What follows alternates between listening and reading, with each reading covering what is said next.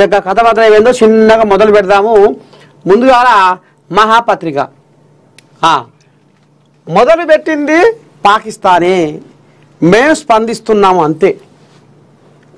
సురువు చేసింది పాకిస్తానే, మేము స్పందిస్తున్నాం అంతే.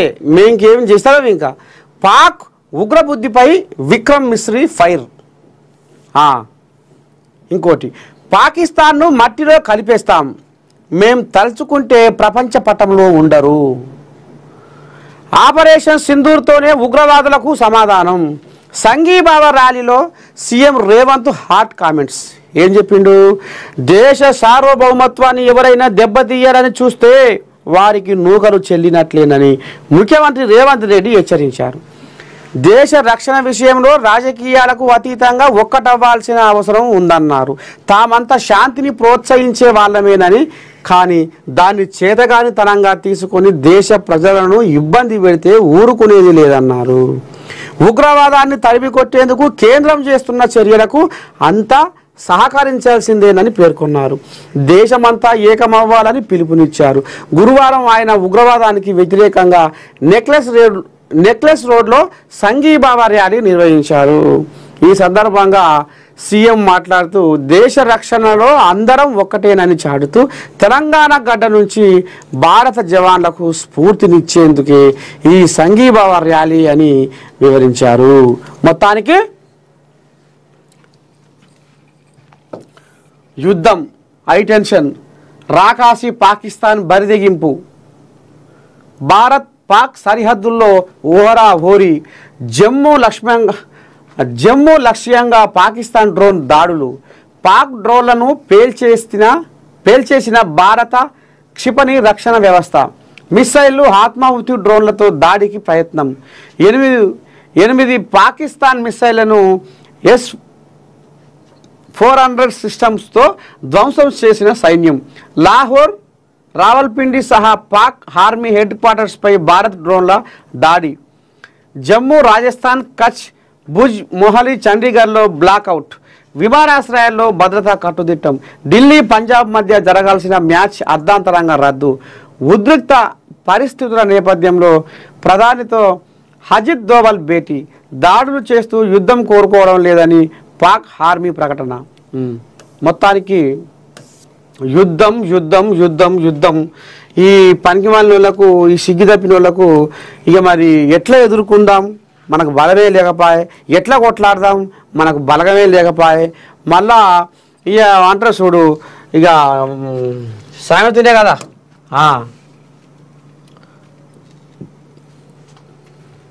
ఇప్పుడు పాకిస్తాన్ వాళ్ళ పరిస్థితి ఎట్లా అయిందయ్యా అంటే, గడ్డివాములో సూది పోగొట్టుకొని దేవుడు ఆడుకున్నట్టు అయింది. ఇప్పుడు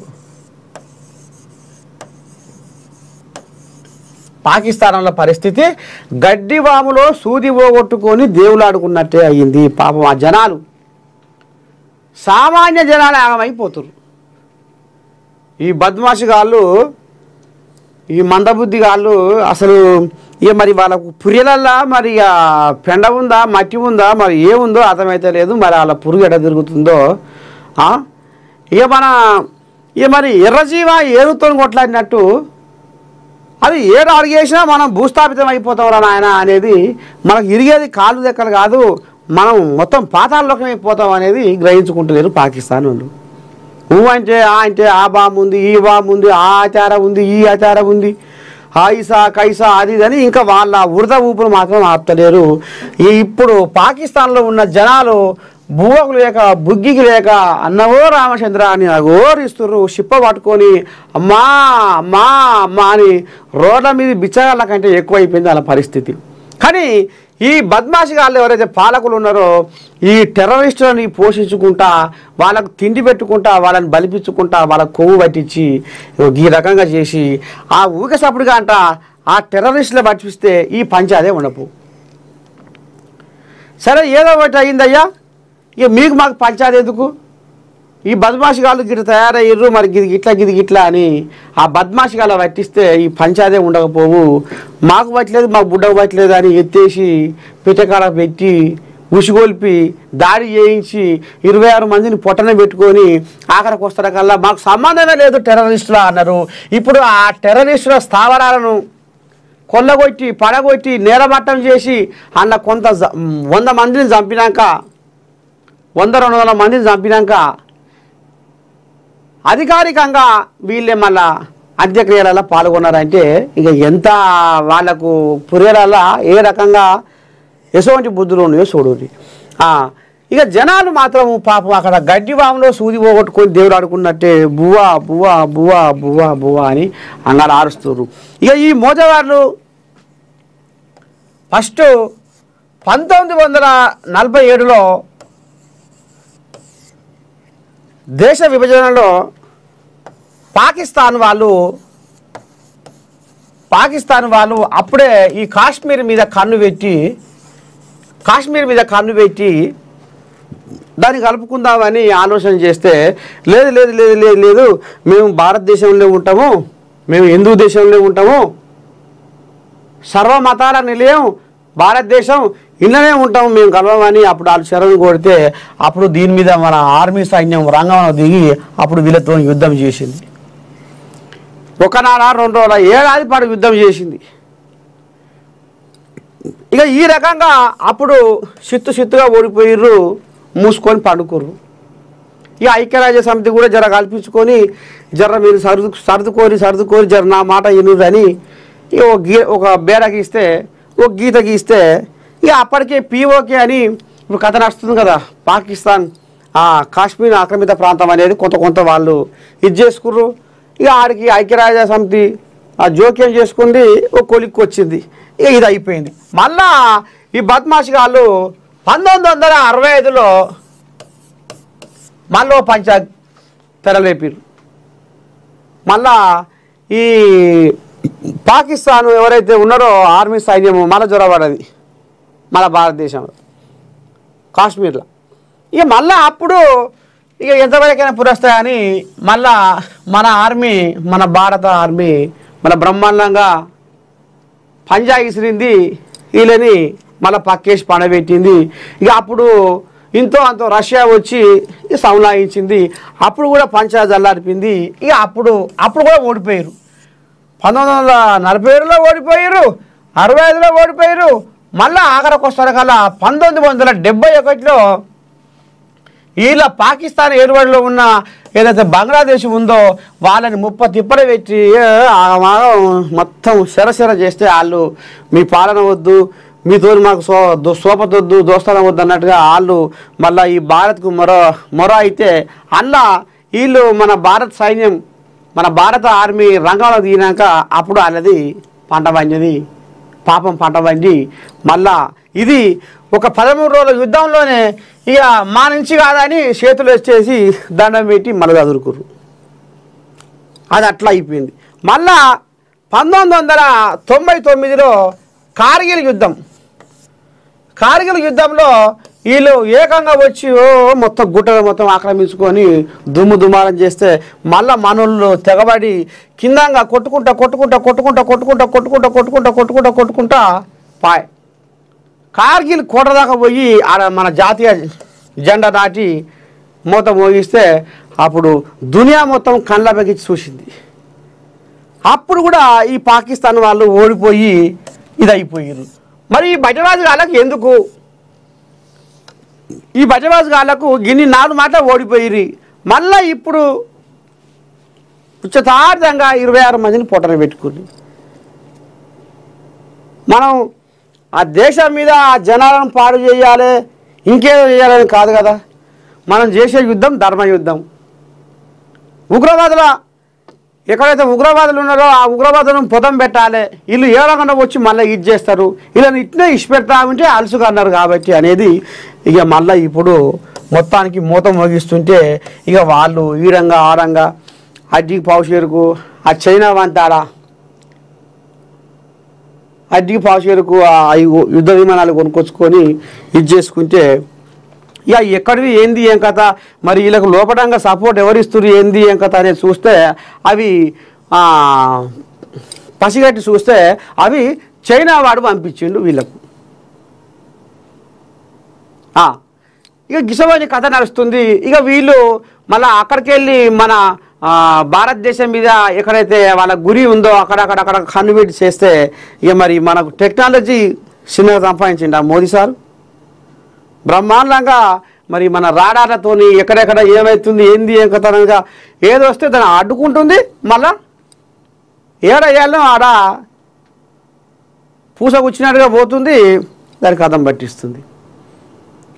టెక్నాలజీలో మన మోదీ మరి అంత బ్రహ్మాండంగా ముంగడు తీసుకుపోయిండు. ఇక ఇప్పుడు ప్రపంచ దేశాలు కూడా మనకు కొన్ని సపోర్ట్ చేస్తున్నాయి. ఈ పాకిస్తాన్ వాడు చేసే మోసము ఇప్పుడు దునియా మొత్తం ఎరుకయింది. కొన్ని ఏళ్ల సంది వీళ్ళు ఏదైతే మరి పైశాచిక ఆనందం పొందుతుర్రో, ఉగ్రవాదం పేరు మీద ఎంతోమంది అమాయకుల బలి తీసుకుంటున్నారో, మళ్ళీ ఎరగం పిల్లగాని లెక్క ఉంటున్నారో, ఇదంతా ప్రపంచం ఇప్పుడు కన్ను పెట్టి చూస్తుంది. అసలు ఎవరిది తప్పు, ఎవరిది ఒప్పు, ఏం జరుగుతుంది, పాక్ మీద భారతదేశం ఎందుకు ఈ రకంగా తెగబడ్డది అనేది ఇప్పుడు తీరా చూస్తే ఇప్పుడు ఆ ఉగ్రవాదులకు వీళ్ళు అంత్యక్రియలు చేస్తున్నారు, ఆ ఉగ్రవాదులకు వీళ్ళు నమాజులు వాడుతున్నారు, ఆ ఉగ్రవాదులకు వీళ్ళు ఏదేదో కన్న వేషాలు వేసి కన్న తీరుగా వాళ్ళకు ఇది చేసారు. వాళ్ళ అంత్యక్రియలలో పాలకులు నేతలు అందరూ గుమ్మాజాకాయ గుంపు కట్టుకొని అధికారికంగా వాళ్ళ అంత్యక్రియలు చేసిర్రు. ఇవాళ ఉగ్రవాదులను పెంచి పోషిస్తున్నారు. ఇంకెన్నాళ్ళు ఇప్పటికీ 4 సార్లు మీరు యుద్ధం చేసి ఎల్లెలకల వడ్డా మీకు ఎందుకు లజ్జ సిగ్గి వస్తలేదు? ఇంకా ఎన్నాళ్ళు మీరు ఈ ఉగ్రవాదాన్ని పెంచి పోషించి అమాయక జనాల పానాలు పలిగొంటారు అనేది ఇప్పుడు యావత్ ప్రపంచం దృష్టికి కూడా వచ్చింది. ఇక చూడాలి మరి. ఇక ఇప్పుడు ఈ పాకిస్తాన్నే మొత్తం ప్రపంచ పటంలో లేకుండా చెయ్యాలి. ఇక అట్లయితేనే వీళ్ళకు ఏమన్నా ఇక మొత్తం ప్రపంచ పటంలో లేకుంటే చేస్తేనే ఇక బాగుంటుంది. ఇక తెగబడింది. ఇక ఇది ఇప్పటికీ 1 వాయ 2 వాయ 3 వాయ 4 వాయ. అయితే నిన్న మన ఫిరోజ్ ఖాన్ కూడా అసలు ఏమన్నాడు అంటే ఒకసారి ఇందాం ఏమన్నాడు. నిన్న పోయింటి ఒకసారి జూమ్ పెట్టి పిల్లగా టెర్రరిస్ట్ ఆ రౌఫ్ అని లంగా టెర్రరిస్ట్ ఇది ఒక కుక్క, ఆ కుక్క తొక కట్ చేయాలి, ఇది ఒక కుక్క, ఆ కుక్క తొక కట్ చేయాలి.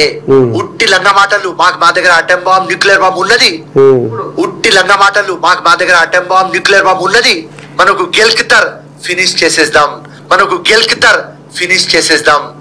నా లాంగ్వేజ్ లో పాకిస్తాన్ కి ఉచ్చ పడింది, నా లాంగ్వేజ్ లో పాకిస్తాన్ కి ఉచ్చ పడింది, నా లాంగ్వేజ్ లో పాకిస్తాన్ కి ఉచ్చ పడింది. ఉట్టి 26 ప్లేన్లు పోయి ఉచ్చ పడింది. ఎవ్వరు కూడా నా లాంగ్వేజ్ లో పీకలేడు పీకలేడు. సల్యూట్ కొడుతున్నారు. ఆ రౌఫ్ అని లంగా టెర్రరిస్ట్, ఆ రౌఫ్ అని లంగా టెర్రరిస్ట్ ఇది ఒక కుక్క, ఆ కుక్క తొక కట్ చేయాలి, ఇది ఒక కుక్క, ఆ కుక్క తొక కట్ చేయాలి. ఉట్టి లంగ మాటలు మా దగ్గర అటెం బాంబ్ న్యూక్లియర్ బాంబ్ ఉన్నది, ఉట్టి లంగ మాటలు మా దగ్గర అటెం బాంబ్ న్యూక్లియర్ బాంబ్ ఉన్నది, మనకు గెల్కితర్ ఫినిష్ చేసేద్దాం, మనకు గెల్కితర్ ఫినిష్ చేసేద్దాం. నా లాంగ్వేజ్ లో పాకిస్తాన్ కి ఉచ్చ పడింది, నా లాంగ్వేజ్ లో పాకిస్తాన్ కి ఉచ్చ పడింది, నా లాంగ్వేజ్ లో పాకిస్తాన్ కి ఉచ్చ పడింది. ఉట్టి 26 ప్లేన్లు పోయి ఉచ్చ పడింది. మొత్తానికి చూసిరు కదా, పాకిస్తాన్ వాళ్ళు అసలు 100 పాకిస్తాన్లు వచ్చినా ఏం పీకలేరు, వాళ్లకు ఇది పడ్డది అని నిన్న మరి ఫిరోజ్ ఖాన్ కూడా ఈ రకంగా మన ఏఎన్ఎన్ తోటి ఆయన ఆంబయం వెళ్ళబోసుకుండు. మరి ఎందుకు ఈ పాకిస్తాన్ వాళ్లకు ఎవరిని చూసుకొని వీళ్ళకు ఈ బిర్రు? భారతదేశంతో 140 కోట్ల భారతీయులతో వీళ్ళు ఏడా సరితూగుతారు?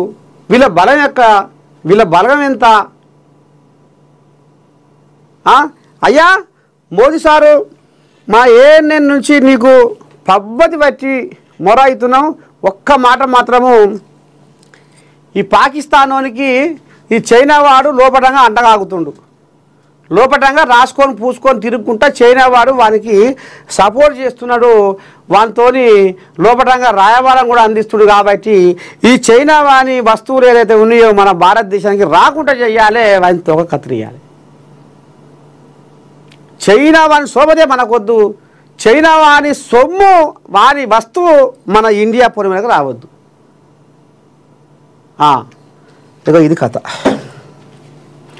మనం కారం పొడి వేసుకొని తిందాము, అంత లేకపోతే ఇంకా దేంతో అయినా బతుకుతాం. కానీ ఈ చైనా వంతులు మాత్రం మనం జాగ్రత్తగా ఉండాలి.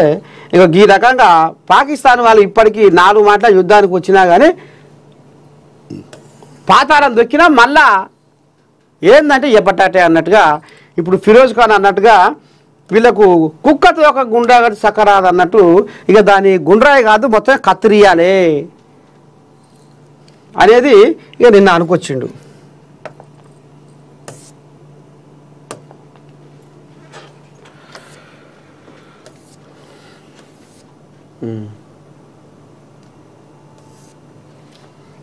ఇదేంది ఇది? వెనక్కి తగ్గేది లేదు. హైడ్రా అంటే కొందరికి కడుపు మంట. చెరువుల ఆక్రమిస్తే ఎంత పెద్దవారైనా ఉపేక్షించం. అందుకే హైడ్రాపై కొందరు తప్పుడు ఆరోపణలు. ఎవరేమనుకున్నా అక్రమ కూల్చివేతలు ఆగవు. వర్షం వస్తే చెన్నై, ముంబై పరిస్థితి ఏంటో చూస్తున్నాం. అలాంటి పరిస్థితి మనకు ఉండొద్దనే హైడ్రాను తీసుకొచ్చాం. చెరువులు కనుమరుగైతే మన మనుగడ ఉండదు. 450 ఏళ్ల చరిత్ర ఉన్న హైదరాబాదును కాపాడుకుందాం. సీఎం రేవంత్ బుద్ధ భవన్లో తొలి హైడ్రా పోలీస్ స్టేషన్ను ప్రారంభించిన సీఎం.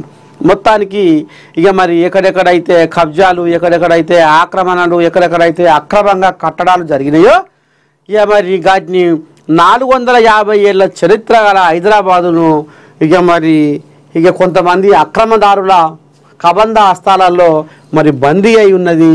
ఇక మరి వాటిని కత్తిరియాలే. ఏడు కాడికి ఆ బంధాలను విడదీసి హైదరాబాదును కాపాడుకుందాం. ఎక్కడెక్కడ కబ్జాలైనాయి, ఎక్కడెక్కడ మరి ఆక్రమించుకున్నారు అనేది ఇక మరి ఈ రకంగా మొత్తానికి హైడ్రా పోలీస్ స్టేషన్నే మరి ఇక బిల్డింగు బుద్ధ భవన్లో హైడ్రా పోలీస్ స్టేషన్నే ప్రారంభం చేసిండట. ఇక దీనికి కొంతమందిని పోలీసు వాళ్ళను, కొన్ని వాహనాలను ఇంకా వీళ్ళకు తయారు చేసి పెట్టిండు. ఇంకా ఎక్కడైతే వీళ్ళకి అనుమానం ఉండి ఫలానా కాడ ఓ చెరువును ఆక్రమించుకోర్రు, లేకపోతే ఓ సర్కారు భూమిని ఆక్రమించుకోర్రు అనేది వీళ్ళ కళ్ళల్లో పడితే ఇక ఎమ్మటైపోయి దాన్ని కథం పట్టిస్తారట. అందుకనే వెనక్కి తగ్గేది లేదు అనేది తీసుకొస్తుర్రు. సరే, ఇక ఈ మొత్తం యుద్ధం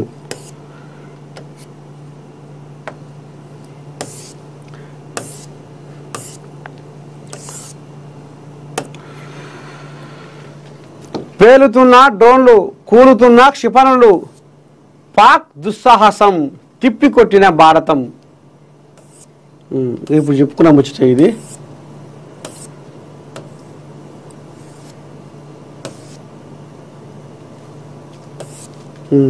ఏముంది ఇంకా?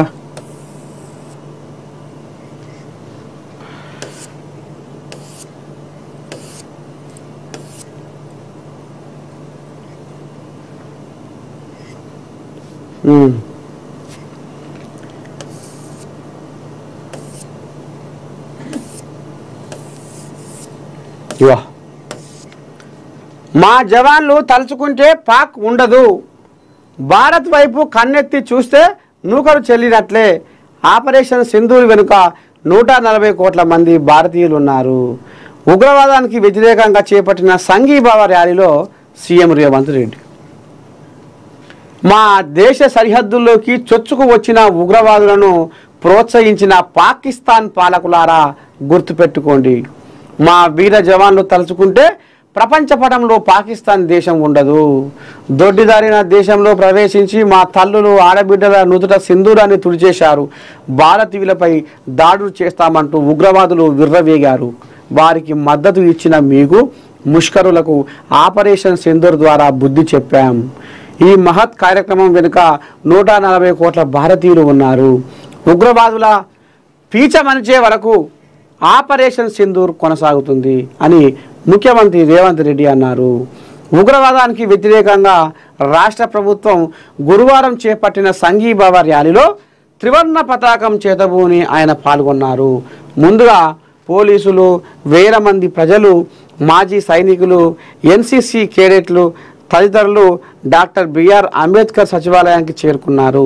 సాయంత్రం 6:15 గంటలకు సీఎం రేవంత్ త్రివర్ణ పతాకం పట్టుకొని బయటికి రాగా ఆయనను అనుసరించారు ఉప ముఖ్యమంత్రి బట్టి విక్రమార్క, మంత్రులు శ్రీధర్ బాబు, పొన్నం ప్రభాకర్, జూపల్లి కృష్ణారావు, ప్రభుత్వ ప్రధాన కార్యదర్శి రామకృష్ణారావు, ఐపీఎస్లు, ఐఏఎస్లు, ప్రభుత్వ అధికారులు.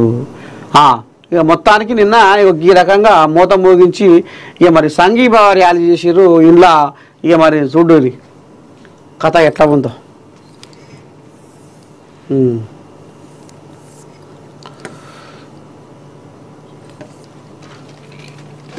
ఇక మొత్తం యుద్ధం యుద్ధం యుద్ధం యుద్ధం యుద్ధం ఇదే నడుస్తుంది ఇప్పుడు.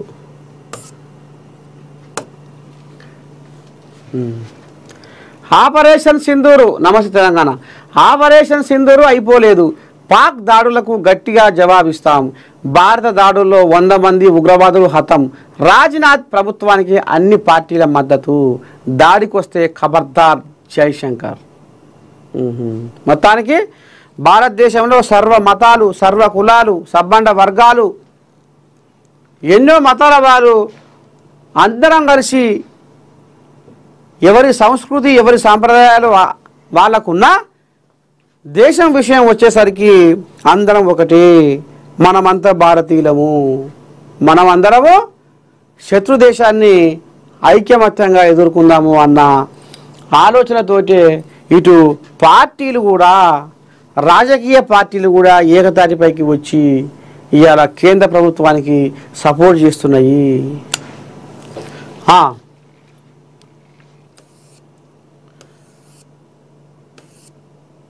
ఇలా యుద్ధమే నడుస్తుంది.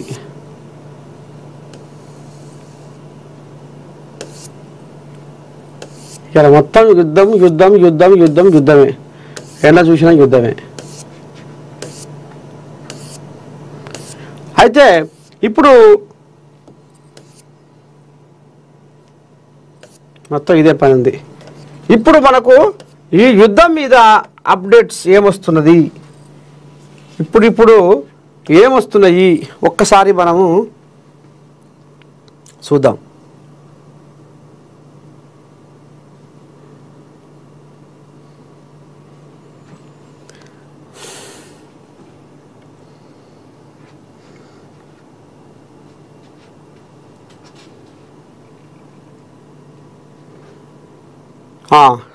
సేవాగ్ లైన్లోకి వచ్చిండు. భారత్ పాక్ మధ్య యుద్ధం నేపథ్యంలో భారత మాజీ క్రికెటర్ వీరేంద్ర సెహ్వాగ్ స్పందించారు. ఉగ్రవాద చర్యలపై మౌనంగా ఉండడంతో పాకిస్తానే యుద్ధాన్ని ఎంచుకున్నట్లు అయిందన్నారు. ఉగ్రవాదుల ఆస్తులను రక్షించడం, వారి గురించి ఎక్కువగా మాట్లాడటం చేసిందని తెలిపారు. భారత భద్రతా దళాలు సరైన సమాధానం ఇస్తాయని, పాక్ మరచిపోలేని విధంగా ఉంటుందని సెహ్వాగ్ చురకలంటించారు.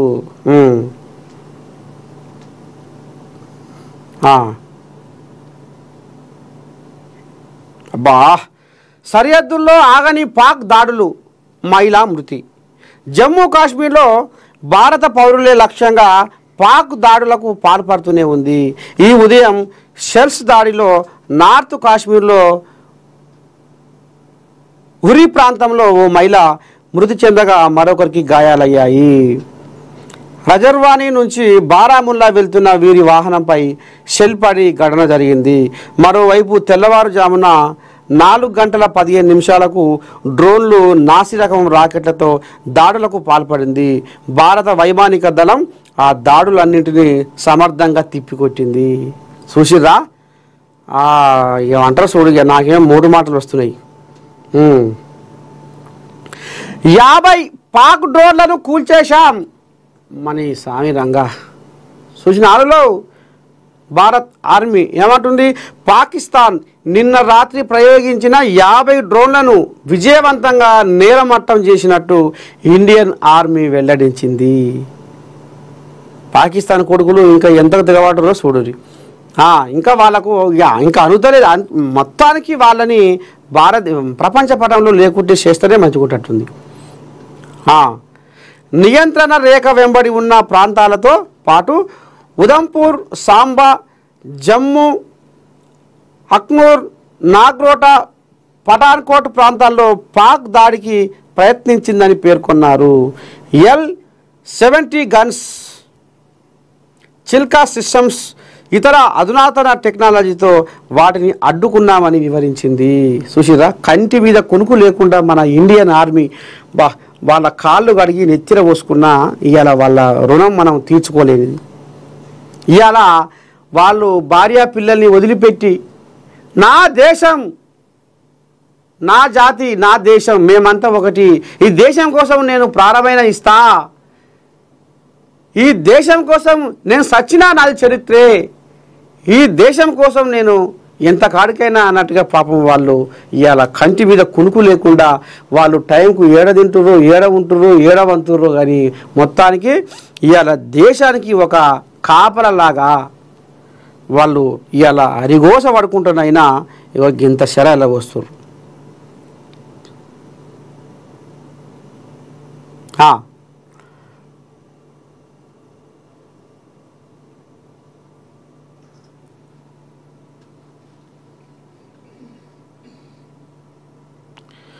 భారత వాయుసేనలో పవర్ఫుల్ ఆయుధం.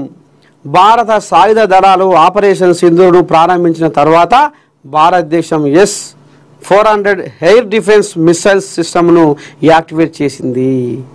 భారత వాయుసేనలో శక్తివంతమైన ఆయుధంగా ఉన్న S-400 మిసైల్ సిస్టమ్కు ఏ విధమైన వైమానిక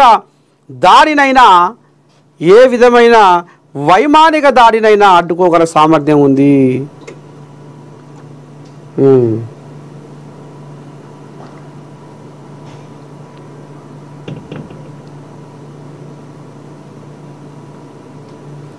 సరే, ఇంకా యుద్ధం గురించి ఇంతవరకు దాకా తెలుసుకున్నాం. ఇంకా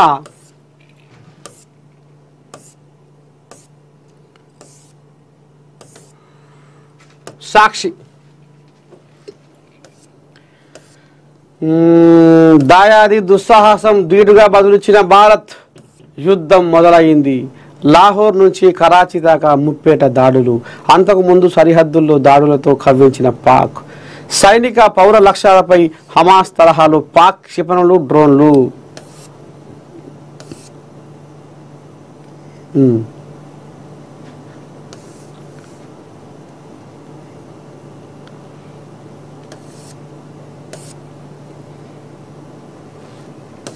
ఇంకా ఇదేదో ఇలా మొత్తం యుద్ధం యుద్ధం యుద్ధం యుద్ధం మొత్తం దీని గురించి మన దేశం వెళ్ళిన పొంగులేట్ వచ్చిండు. 4 ఏళ్లలో 20 లక్షల ఇల్లు కట్టిస్తాం. భూభారతి చట్టం దేశానికే రోల్ మోడల్. పొంగులేటి. రాబోయే 4 ఏళ్లలో రాష్ట్రంలో 20 లక్షల ఇందిరమ్మ ఇళ్లను అర్హులైన పేదవారందరికీ కట్టించి ఇస్తామని రాష్ట్ర రెవెన్యూ, గృహ నిర్మాణ, సమాచార, పౌర సంబంధాల శాఖ మంత్రి పొంగులేటి శ్రీనివాసరెడ్డి వెల్లడించారు. ప్రతి నియోజకవర్గానికి 3,500 చొప్పున ఇండ్లు మంజూరు చేశామని, ఇంకా 3 విడతలుగా మంజూరు చేస్తామని చెప్పారు. గురువారం నల్గొండ జిల్లా నకిరేకల్ మోడల్ ఇందిరమ్మ ఇంటిని ప్రారంభించిన అనంతరం ఏర్పాటు చేసిన సభలో ఆయన మాట్లాడారు. భూ సమస్యలను పరిష్కరించేందుకు ప్రభుత్వం తీసుకువచ్చిన భూభారతి చట్టం దేశానికి రోల్ మోడల్గా కానుందన్నారు. ధరణిపై గొప్పలు చెప్పిన కేసీఆర్ను ఆ ధరణియే బంగాళాఖాతంలో పడేసిందన్నారు. కేసీఆర్ కాళేశ్వరం, మిషన్ భగీరథ ప్రాజెక్టుల పేరుతో లక్షల కోట్లు దోచుకున్నారని మంత్రి ఆరోపించారు. కాంగ్రెస్ ప్రభుత్వం కొద్ది కాలంలోనే ప్రజల కోసం అనేక సంక్షేమ పథకాలను అమలు చేస్తుందని చెప్పారు. జూన్ 2 నుంచి ప్రతి రెవెన్యూ గ్రామానికి తహసీల్దార్ స్థాయి అధికారులు వచ్చి భూ సమస్యలను పరిష్కారం చేస్తారన్నారు. నకిరేకల్ ఎమ్మెల్యే వేముల వీరేశం అధ్యక్షతన జరిగిన ఈ సభలో భువనగిరి ఎంపీ చామల కిరణ్ కుమార్ రెడ్డి, ఎమ్మెల్యేలు మందుల సామేలు, బత్తుల లక్ష్మారెడ్డి, ఎమ్మెల్సీలు Shankar Naik, Nellikanti Satyam, dairy development corporation chairman Gutha Amit Reddy, Nalgonda జిల్లా కలెక్టర్ ఇలా త్రిపాఠి, ఎస్పీ శరత్ చంద్ర పవార్ ప్రజాప్రతినిధులు పాల్గొన్నారు. మొత్తానికి 4 ఏళ్లలో 20 లక్షల ఇల్లు కట్టిస్తాము. ఇప్పుడు ప్రతి నియోజకవర్గానికి 3,500 చొప్పున ఇస్తామని మరి సర్కారు ఎప్పటి నుంచో చెప్తుంది. కానీ ఇప్పుడు నియోజకవర్గానికి 3,500 ఇండ్లు, ఇందిరమ్మ ఇండ్లు అంటున్నారు. కానీ ఒక్కొక్క నియోజకవర్గానికి 30 నుంచి 40 వేల మధ్యన దరఖాస్తులు వస్తున్నాయి. 30,000 నుంచి 40,000 మధ్యన దరఖాస్తులు వస్తున్నాయి. ఎవరికి ఇవ్వాలి నాయన ఈ ఇల్లు, దేవుడా శంకరా, ఎవరికి ఇవ్వాలి, ఎట్లు ఇవ్వాలి, ఎవరికి ఇవ్వాలి, ఏం చేయాలి అనేది ఇప్పుడు ఎక్కడ వశపడతలేదు. పాపం ఎమ్మెల్యేలకు ఇక ఏం తోస్తలేదు వాళ్ళకు. కానీ ఏది ఏమైనా అలా నిజమైన అర్హులకు, నిజమైన లబ్ధిదారునికి, గాలినే గోడగా మేఘాలే మేడగా నేల మీద గూడేసిన పేదలకు, ఏ అండ ఆదరవు లేని పేదలకు, కనీసం ఉండడానికి వాళ్ళకు గూడు లేని పేదలకే ఇందిరమ్మ ఇండ్లు ఇవ్వాలనేది మాత్రము నేను మనస్ఫూర్తిగా కోరుకుంటుంది. మరి ఇవాళ నియోజకవర్గానికి 3,500 ఇండ్లు ఎక్కడ, ఒక్కొక్క నియోజకవర్గంలో 30,000 నుంచి 40,000 దరఖాస్తులు ఎక్కడ. మరి అలా ఏరి ఏరి ఏరి ఏరి ఏరి ఏరి లబ్ధిదారులకు ఇవ్వాలి, పేదోనికి ఇవ్వాలి, నిరుపేదోనికి ఇవ్వాలని మళ్ళొకసారి నేను మరి సర్కారుకు పద్ధతి బట్టి చెప్తుంది.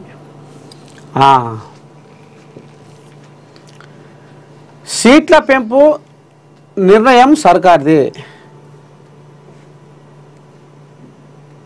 ఇక్కడ ఏంది, ఇది ప్రజల ప్రభుత్వం. మెడికల్ కళాశాల భవన నిర్మాణానికి శంకుస్థాపన చేసిన డిప్యూటీ సీఎం బట్టి, మంత్రులు దామోదర రాజనరసింహ, తుమ్మల, పొంగులేటి శ్రీనివాసరెడ్డి. డిప్యూటీ సీఎం మల్లు బట్టి విక్రమార్క, మంత్రులు దామోదర, తుమ్మల, పొంగులేటితో కలిసి ఖమ్మంలో మెడికల్ కాలేజీ భవనాల నిర్మాణానికి శంకుస్థాపన. రాష్ట్రంలోని కాంగ్రెస్ ప్రభుత్వం దొరలు నాయకుల కోసం కాకుండా ప్రజల అవసరాలను తీర్చేలా పనిచేస్తుందని డిప్యూటీ సీఎం మల్లు బట్టి విక్రమార్క వెల్లడించారు. ఖమ్మం జిల్లా రఘునాథపాలెంలో ప్రభుత్వ మెడికల్ కాలేజీ నూతన భవనాల నిర్మాణానికి మంత్రులు దామోదర రాజనరసింహ, తుమ్మల నాగేశ్వరరావు, పొంగులేటి శ్రీనివాసరెడ్డితో కలిసి గురువారం శంకుస్థాపన చేశారు. అనంతరం జిల్లా ప్రభుత్వ ఆసుపత్రిని పరిశీలించి వైద్య సేవలపై ఆరా తీశారు. ఆపై కలెక్టరేట్లో వైద్య ఆరోగ్య శాఖపై సమీక్షించారు. ఏడాదిలోనే 11,482 కోట్లు. బీఆర్ఎస్ పాలనలో వైద్య రంగానికి ఏటా సగటున 5,950 కోట్లు కేటాయిస్తే కాంగ్రెస్ ప్రభుత్వం ఒక్క ఏడాదిలోనే 11,482 కోట్లు వెచ్చించిందని బట్టి వెల్లడించారు. గత ప్రభుత్వం పెండింగ్లో పెట్టిన రాజీవ్ ఆరోగ్యశ్రీ బిల్లులు సైతం తాము చెల్లిస్తూ పరిమితిని 5 లక్షల నుంచి 10 లక్షలు పెంచడంతో పాటు ఇప్పటి వరకు 90 లక్షల కుటుంబాలకు లబ్ధి జరిగిందన్నారు. సీఎం రేవంత్ రెడ్డి చేసిన వ్యాఖ్యలను బీఆర్ఎస్, బీజేపీ నేతలు చిలువలు పలువలుగా ప్రచారం చేస్తున్నారని, గత పాలకులు 7 లక్షల కోట్ల అప్పు చేసినా ఏనాడు ప్రభుత్వ ఉద్యోగులకు 1వ తేదీన జీతాలు ఇవ్వలేదని బట్టి ఎద్దేవా చేశారు. అంటే నిన్నమొన్న పెద్ద మనిషి ఇక నాకు ఎక్కడ పోయినా అప్పు పుడతలేదు, ఇక మరి సర్కారు సంతకబేటిలో శాసకాన లేదు, 7 లక్షల కోట్ల అప్పు చేసిపోయిండు దొర, మరి ఈ సంసారం ఎట్టెలా తీయాలి, నెలకు మరి వచ్చే ఆదాయము 18,500 కోట్లే వస్తుంది ఆదాయము, మరి సంక్షేమ పథకాలకు అనుకో, ఈ సర్కారు ఉద్యోగస్తులకు జీతాలు అనుకో, మరి ఈ వంచాలంటే 22,500 కోట్లు పంచాలి, ఇయ్యాలి, మరి వచ్చేదేమో 18,500 కోట్లే. ఏం చెయ్య నేను, ఈ సంసారం వెళ్తలేదు, ఉన్నది ఉన్నట్టుగా నువ్వు చెప్తున్నా తప్ప కుండలో పోలేకపోయినా నేను ఓ మస్తుగుంది రారా అని నేను ఎట్లా అంట ఉన్నదే చెప్తున్నా, వాస్తవాన్నే బయట పెడుతున్నా అని ఇక నిన్న మొన్న రేవంత్ అయ్యా నన్ను ఓసిన ఇక మరి రూపాయి లేదు, నేను ఇలా ఒక్క రూపాయి కూడా అబద్ధం ఆడతలేను, అవి వచ్చిన పైగా మీ చేతికే ఇస్తే మీరే పంచుకుని మీకు అంత అనుమానం ఉంటే అని నిన్న ఆయన కొన్ని వాస్తవాలు ఇక మరి సభలలో మాట్లాడినాడు. కాబట్టి దాన్ని ఇటు బీఆర్ఎస్ వాళ్ళు అటు బీజేపీ వాళ్ళు ఇక చేత కాకపోతే దిగిపో, నువ్వేందుకున్నావు, నువ్వు ఏమిటికున్నావు, అసలు ఏది అదేంది ఇదేందని ఇక వీళ్ళు రాలకాయ మాటలు మాట్లాడుతుర్రు. ఇక అలా మాట్లాడితే ఇగో బీఆర్ఎస్ బీజేపీ నేతలు చిలువలు పలువలుగా ప్రచారం చేస్తున్నారని ఈ రకంగా వీళ్ళు కాంగ్రెస్ వాళ్ళు అంటుర్రు. సరే ఏది ఏమైనా నేను వాస్తవాలను బయటపెట్టినా అని రేవంత్ అయ్య అంటుండు. వాస్తవాలనే బయటపెట్టిండు, ఉన్నమాట చెప్పుకొచ్చిండు. ఉన్నమాట అంటే ఊరినా కచ్చిరాదు అన్నట్టు ఉన్నమాట అంటే ఇప్పుడు బీజేపీ వాళ్ళకు బీఆర్ఎస్లకు అలసవుతుంది అనేది ఇప్పుడు వాళ్ళ అంబయం అన్నట్టు. ఇది కథ.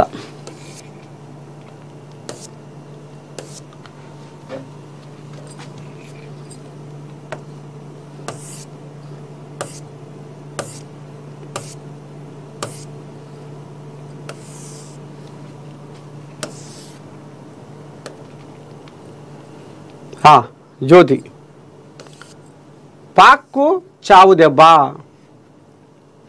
ఇది యుద్ధం గురించి ఉన్నది. కరాచీ ఒమ్రారా పోర్టులపై భారత్ భీకర దాడి, రంగంలోకి ఐఎన్ఎస్ విక్రాంత్, దాని వెంట 26 యుద్ధ నౌకలు, బ్రహ్మోస్ క్షిపణులతో మెరుపుదాడులు, పాక్కు చెందిన 10 నుంచి 12 నౌకలు ధ్వంసం, 1971 పునరావృతం. ఐఎన్ఎస్ విక్రాంత్ ప్రతీకాత్మక చిత్రం.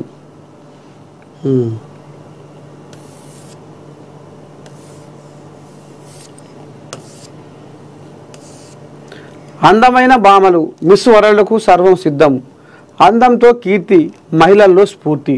మిస్ వరల్డ్ విజేతలు ప్రపంచాన్ని ప్రభావితం చేస్తున్నారు. ఆఫ్రికాలోని పేద దేశాల్లోనూ గణనీయమైన మార్పులు. రాష్ట్రాన్ని కొత్తగా ప్రపంచానికి పరిచయం చేయబోతున్నాం. ఈసారి హ్యూమానిటేరియన్ అవార్డు సోను సూద్కు, ఆంధ్రజ్యోతితో miss world chairperson CEO Julia. Gachibowli స్టేడియంలో అన్ని ఏర్పాట్లు పూర్తి, రేపటి నుంచి పోటీలు ప్రారంభం. ఇప్పటిదాకా 109 మంది అందెగత్తెల రాక, సామాన్యులకు పోటీలు చూసే అవకాశం. ఇదేంటిది, ఫామ్ హౌస్లో పడుకొని ప్రేలాపనలా. ఏడాదిలో ఆరోగ్య శాఖకు 11,487 కోట్లు వెచ్చించాం. బట్టి 450 కోట్లతో రాష్ట్రంలో 90 ట్రామా సెంటర్లు. దామోదర, పేదలకు సూపర్ స్పెషాలిటీ వైద్య సేవలు అందిస్తాం. తుమ్మల, ఖమ్మానికి మణిహారంల ప్రభుత్వ వైద్య కాలేజీ పొంగులేటి. ఇక ఈ రకంగా ఇక ఎవరికి వాళ్ళు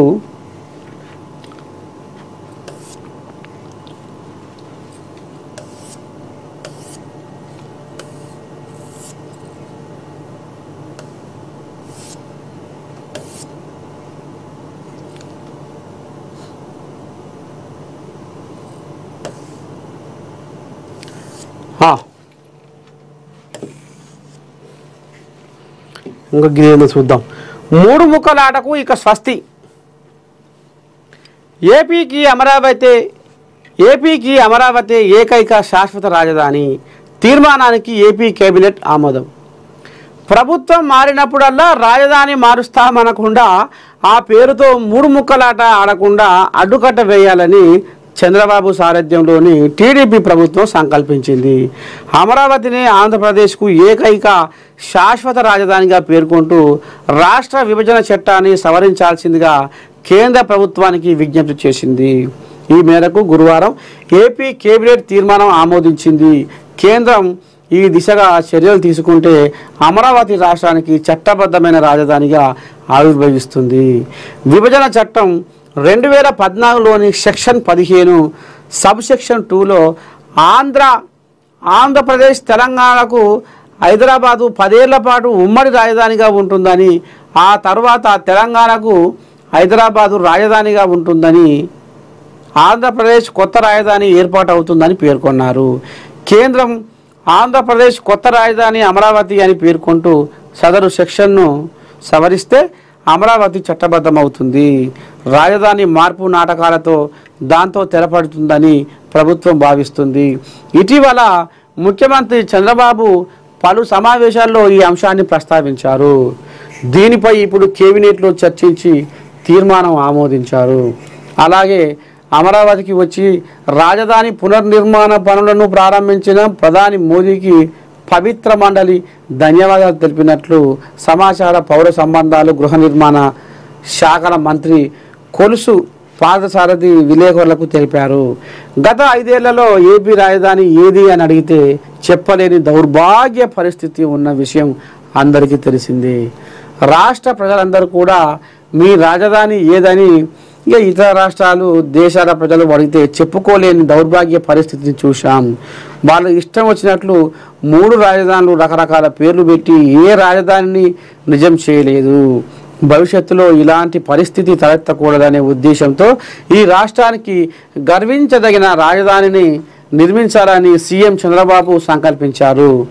విభజిత ఆంధ్రప్రదేశ్కు అమరావతిని రాజధానిగా పేర్కొంటూ కేంద్రం సదరు చట్టంలో సవరణ చేయాలనే ప్రతిపాదనకు మంత్రిమండలి ఆమోదం తెలిపింది.